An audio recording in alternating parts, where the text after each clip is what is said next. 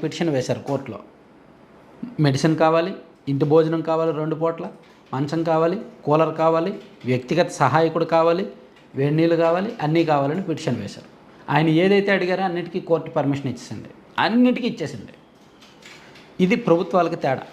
గతంలో చంద్రబాబు గారిని అరెస్ట్ చేసినప్పుడు అంటే ఇక్కడ తేడా ఏంటంటే చంద్రబాబు గారిని అరెస్ట్ చేసినప్పుడు ఆయనకి ఏమీ దక్కకూడదు, ఏ ఫెసిలిటీస్ ఉండకూడదని ప్రభుత్వం చాలా స్ట్రిక్ట్గా చెప్పింది. దాంతో ఆయన కోర్టులో పిటిషన్ వేయడంతో ప్రభుత్వం తరపు లాయర్లు కూడా సీరియస్గా వాదించారు. ఆయనకు అవసరం లేదు, ఆయన అది అడుగుతున్నాడు, అది అవసరం లేదు, ఇది అడుగుతున్నాడు, ఇది అవసరం లేదని పేచీ పెట్టారు. అంటే వ్యక్తిగతంగా లోపల కక్ష సాధింపు చేయాలి కాబట్టి పేచీ పెట్టారు. ఆయన వద్దు, ఆయనకు అవసరం లేదు, ఆయన మెడికల్ రిపోర్ట్స్ కూడా మార్పించారు. కానీ ఇక్కడ పాపం ఇది మంచి ప్రభుత్వం కదా, మిథున్ రెడ్డి గారు ఏమడిగితే అది ఇచ్చేయడమే. ఎందుకంటే లీగల్గా వీళ్ళు పట్టుపట్ల మిథున్ రెడ్డి గారికి పిఏ అవసరం లేదు, ఆయన ఎంపీ కదండి, లోపల ఉంటాడు.